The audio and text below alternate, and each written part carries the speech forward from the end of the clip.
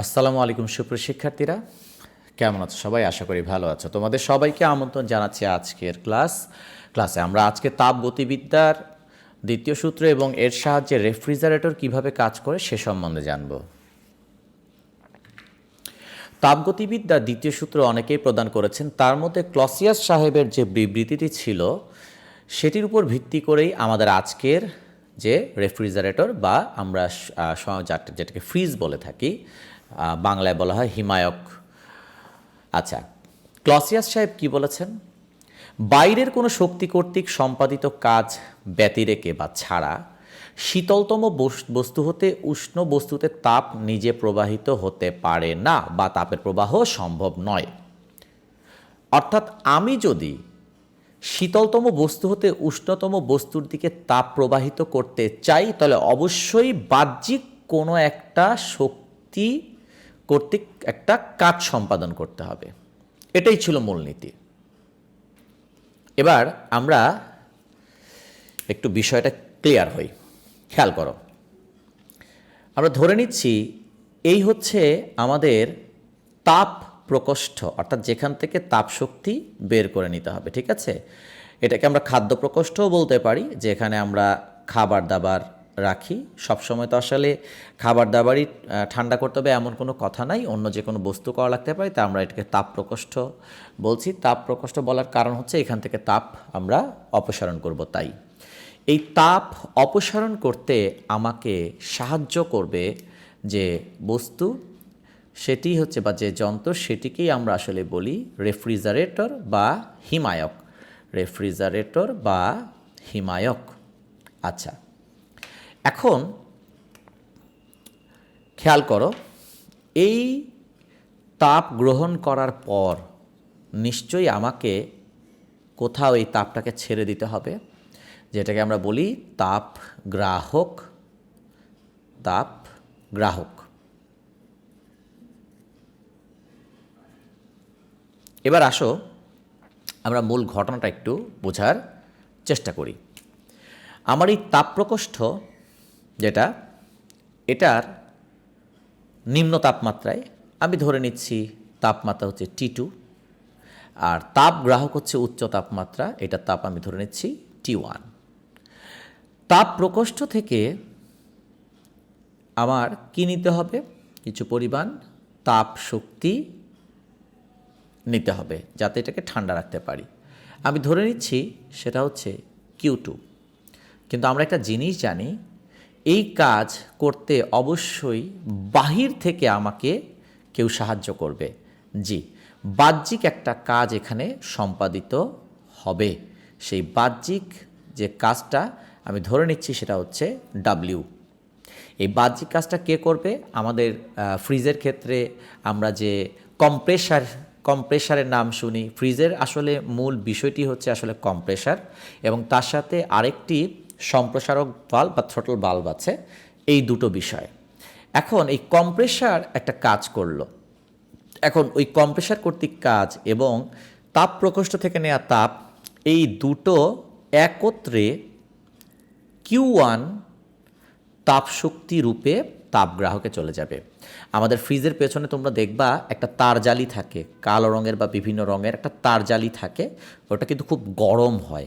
আসলে এই খাদ্য প্রকোষ্ঠ থেকে নেয়া তাপশক্তি এবং কম্প্রেসার কর্তৃক কাজের ফলে এখানে যে তাপটা উৎপন্ন হলো, সেটা এই তার জালিতে গিয়ে জমা হয় বা তার জালির মাধ্যমে পরিবেশে সরে যায়। আমরা এইটা হলো আমাদের যে একটা ব্লক ডায়াগ্রাম, যে কিভাবে আসলে ফ্রিজটা কাজ করে। এখন এক্ষেত্রে আমাদের একটা জিনিস জানতে হবে, সেটা হচ্ছে আমাদের মূল কাজই হচ্ছে এই তাপ প্রকোষ্ঠ থেকে Q2 পরিমাণ কাজ শক্তি বের করে নেয়া। এই তাপ শক্তি বের করে নিতে কাজ করে কে? কাজ করে হচ্ছে আমাদের যে কম্প্রেসার, সেটা, অথবা কম্প্রেসার এবং সম্প্রসারক ভালভ। এখন এইখানে আমরা একটা ঐকিক নিয়ম একটু কাজে লাগাই। দেখো তো, W পরিমাণ কাজের সাহায্যে তাপ প্রকোষ্ঠ থেকে আমরা বের করে নেই Q2 পরিমাণ তাপ শক্তি, তাহলে একক কাজের দ্বারা আমরা পাই Q2 ডিভাইডেড বাই W পরিমাণ তাপ শক্তি। এই যে এইখানে আমরা যে একটা রাশি পাচ্ছি, এর একটা নাম আছে, এটাকে আমরা বলি হচ্ছে কৃতি গুণাঙ্ক বা কার্য সম্পাদন সহগ, ইংলিশে বলা হয় coefficient of performance, COP, coefficient of performance, বাংলায় বলা হয় কার্য সম্পাদন সহগ বা কৃতি গুণাঙ্ক। এটাকে কে দ্বারাও প্রকাশ করা হয়। তাহলে কার্য সম্পাদন সহগ বা কৃতি গুণাঙ্ক বা কোএফিসিয়েন্ট অফ পারফরমেন্স বলতে আমরা কি বুঝি বা কাকে বলে? খেয়াল করো, একক সম্পাদিত কাজ দ্বারা একটি রেফ্রিজারেটরের মাধ্যমে তাপ প্রকোষ্ঠ হতে যে পরিমাণ তাপ শক্তি অপসারণ করা যায় তাকেই আমরা বলি কৃতি গুণাঙ্ক বা কার্য সম্পাদন সহগ। এই কার্য সম্পাদন সহগ যত বেশি হবে সেই ফ্রিজ বা রেফ্রিজারেটরটি ততই ভালো। তবে বাস্তবে আসলে এটা 2 থেকে 5-এর মধ্যেই, এই সীমার মধ্যেই থাকে। তবে আমাদের পরীক্ষায় এর চাইতে অন্য মানেরও আসতে পারে। ঠিক আছে, এবার আমরা খেয়াল করি এই যে সূত্রটা, এটাকে একটু আমরা বর্ধিত করি। দেখো এখানে স্পষ্ট আমরা দেখতে পাচ্ছি আমাদের এই Q1-এর মধ্যে আসলে কে আছে, W আছে এবং Q2 আছে, তাই না? তাহলে এখান থেকে আমি লিখতে পারি W সমান Q1 মাইনাস Q2, হ্যাঁ লিখতে পারি। তাহলে এখানে আমি আরেকটা সূত্র পেয়ে গেলাম Q2 divided by Q1 minus Q2। আবার আমরা জানি তাপ এবং তাপমাত্রা পরস্পরের সমানুপাতিক, সমান বলি নাই কিন্তু সমানুপাতিক। সেখান থেকে আমরা তাপমাত্রা দিয়েও লিখতে পারি T2 divided by T1 minus T2। তাহলে আমাদের কার্য সম্পাদন সহগ বা কৃতি গুণাঙ্ক বা কোএফিসিয়েন্ট নির্ণয়ের জন্য আমরা এই 3টা সূত্র একটু জেনে রাখি। বন্ধুরা একটু সাবধানে থেকো, কিছু কিছু বইতে কিন্তু তাপ প্রকোষ্ঠের তাপমাত্রাকে T1 ধরেছে এবং যেখানে বর্জন করা হয় তাপ গ্রাহক সেটাকে T2 ধরা হয়েছে। সেক্ষেত্রে কিন্তু আমার 1-এর জায়গায় 2 আর 2-এর জায়গায় 1 হয়ে যাবে। এই জন্য আমি সবসময় বলি সূত্র মুখস্থ করার সাথে সাথে একটা ফিগার সবসময় মনের মধ্যে কল্পনা করে রাখবে, ঠিক আছে? আচ্ছা, এবার আমরা একটু সামনে আগাই, অর্থাৎ একটা ফ্রিজ আসলেই কিভাবে কাজ করে সে সম্বন্ধে একটু ধারণা রাখি। খেয়াল করো, আমরা ধরে নিচ্ছি এটা হচ্ছে আমাদের যে ফ্রিজটা, এই ফ্রিজের মধ্যে আমরা খাবার দাবার রাখি, তারপর আইসক্রিমের বাটির মধ্যে আদা বাটা রসুন বাটা রাখি, আর এখানে একটা কম্প্রেসার, এটা একটা কম্প্রেসার,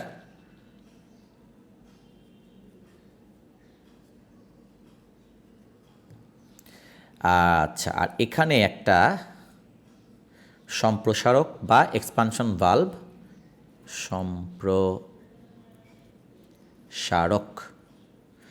সম্প্রসারক ভালভ বলা হয়। এখন কি ঘটনাটা ঘটে আসো আমরা একটু দেখি। আমাদের এই জায়গাটায় যে কম্প্রেসার আছে, এই কম্প্রেসারের মাধ্যমে ফ্রিজের মধ্যে যে গ্যাস আমরা বলি, হিমায়ক যে বস্তু, হ্যাঁ ফ্রেয়ন, এটাকে বলে ফ্রেয়ন, এক ধরনের গ্যাস আছে, দেখবা প্রায় সময় বলা হয় যখন মিস্ত্রি আসে তখন বলে আপনার ফ্রিজের গ্যাস কমে গেছে, আসলে ওটা হচ্ছে ফ্রেয়ন, ঠিক আছে? এখন এই ফ্রেয়নকে কী করা হয়, সংকুচিত করা হয়। তো এটিকে যখন সংকুচিত করা হয় তাহলে চাপ বেড়ে যাচ্ছে, আয়তন কমে যাচ্ছে, যার ফলে তার তাপমাত্রাটাও কী হয়ে যাচ্ছে, বেড়ে যাচ্ছে। এখন এই যে এখানে যে তার জালি, এই তার জালির কাছাকাছি যখন সে আসে তখন এই তার জালিতে কি হয়ে যায়, এই তার জালিতে একটা তাপ অপসারণ করে। তারপর সম্প্রসারক বাল্বে যখন আসে তখন এটাকে খুব উচ্চ চাপে এটাকে কি করা হয়, বাষ্পে রূপান্তর করা হয়। কিন্তু আমরা আরেকটা জিনিস জানি, কোনো বস্তু যখন বাষ্পে রূপান্তর হয় তখন তার বাষ্পীভবনের সুপ্ত তাপ দরকার হয়।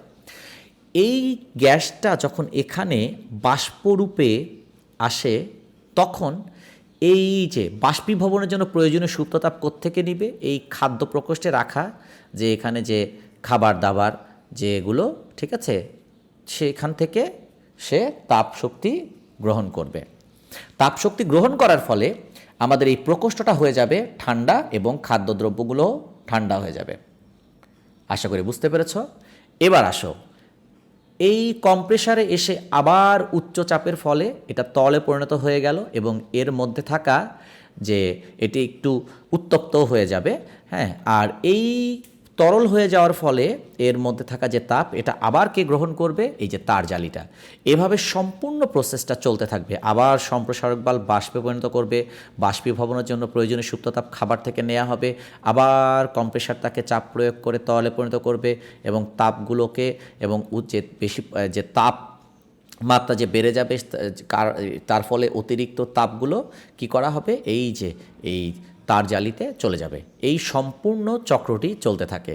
তাহলে দেখো একটা জিনিস বন্ধুরা, এখানে এই যে আমার এখান থেকে যে তাপশক্তিটা চলে আসতেছে নিম্ন তাপমাত্রা থেকে চলে আসছে, কিন্তু নিম্ন তাপমাত্রা থেকে আমরা কিন্তু উচ্চ তাপমাত্রার দিকে প্রবাহ ঘটাচ্ছি, কিন্তু বাহ্যিক কাজ সম্পাদন ছাড়া কিন্তু সম্ভব না। বাহ্যিক কাজ সম্পাদন করছেই হচ্ছে আমাদের এই কম্প্রেসার আর সম্প্রসারক বাল্ব। আশা করি বুঝতে পেরেছ। এবার আমরা চলে যাচ্ছি আমাদের গাণিতিক সমস্যায়। আমরা একটা চিত্র দেখি।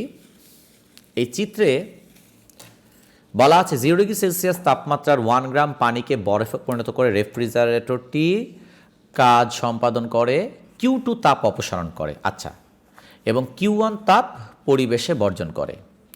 রেফ্রিজারেটরের কার্য সম্পাদন সহগ কত? আচ্ছা, কার্য সম্পাদন সহগের জন্য Q1 Q2 এর কোনো মান আমার এখানে দেয়া হয় নাই, কিন্তু তাপমাত্রা দেয়া আছে। বাহ, কোনো সমস্যা নেই, আমি এখান থেকেও বের করে ফেলতে পারবো।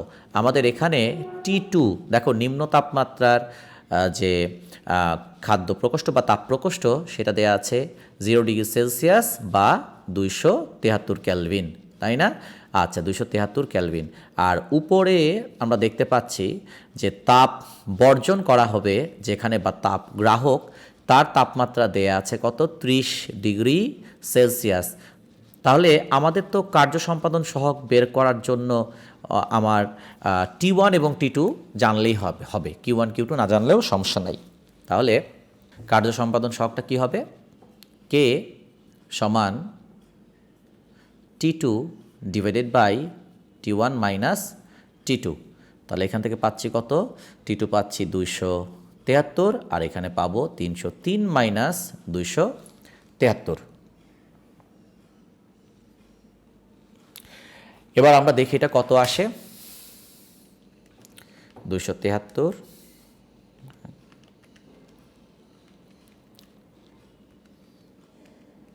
এটা আসে 9.1।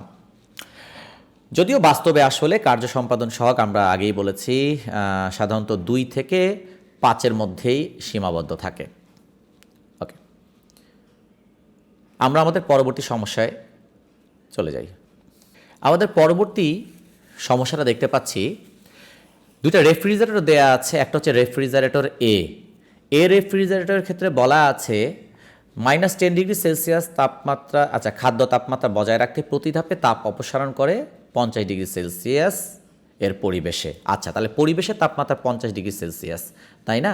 তাহলে এখানে আমরা বুঝতে পারলাম T2টা হচ্ছে -10 ডিগ্রি সেলসিয়াস বা 263 ক্যালভিন, আর T1 হচ্ছে 50 ডিগ্রি সেলসিয়াস বা 50 যোগ 273 এত ক্যালভিন। আর বি রেফ্রিজারেটরের ক্ষেত্রে কি বলা আছে দেখো, প্রতি ধাপে 200 জুল তাপ অপসারণ করতে 50 জুল কাজ করে। বাহ, তাহলে আমার এখানে দেয়া আছে, এখানে Q2 এর মান দেয়া আছে, আর ওদিক থেকে দেয়া আছে W এর মান। W কত? 50 জুল কাজ করে। কোন রেফ্রিজারেটর অধিক দক্ষ বলে তুমি মনে করো? তা আমাদের নিশ্চয়ই জানা আছে, অধিক দক্ষ বলতে আসলে আমরা বুঝি, অধিক দক্ষ বলতে আমরা বুঝি যার কার্য সম্পাদন সহগ বা কৃতিগুণাঙ্ক বেশি। এখন এর ক্ষেত্রে দেখো, এর ক্ষেত্রে আমরা যদি এখন বের করতে চাই তাহলে আমরা কি পাচ্ছি? তাহলে আমরা এখানে পাচ্ছি T2 divided by T1 minus T2। তাহলে এখানে T2 হচ্ছে 263 আর T1 হবে 50 যোগ 273। আচ্ছা, তাপমাত্রার পার্থক্য তো সব ইয়েতেই সমান, এরকম একটা মান এখানে আসবে। এটা কত আসে তোমরা একটু বের করে ফেলো। আর এক্ষেত্রে কে বি অর্থাৎ বি রেফ্রিজারেটরের কার্য সম্পাদন সহগ যদি আমরা জানি আর একটা সূত্র সেটা হচ্ছে Q2 ডিভাইডেড বাই ডাব্লিউ, অর্থাৎ একক কাজ দ্বারা কি পরিমাণ তাপ অপসারণ করা যায়। তাহলে এখানে পাবো 200 ডিভাইডেড বাই 50। আমরা উপরেরটা পাবো কত, 263, 4.33, আর নিচেরটা পাবো হচ্ছে 4। তাহলে অবশ্যই আমাদের এ রেফ্রিজারেটরটা ভালো। তো এই ছিল বন্ধুরা আমাদের আজকের ক্লাস। আশা করি আজকের ক্লাস তোমাদের ভালো লেগেছে। তোমাদের কোনো প্রশ্ন থাকলে অবশ্যই আমাকে কমেন্ট সেকশনে জানিও, আর কোনো অসঙ্গতি বা ভুল যদি মনে হয় সেটিও জানিও, খুশি হব। তো আজ এ পর্যন্তই, আল্লাহ হাফেজ।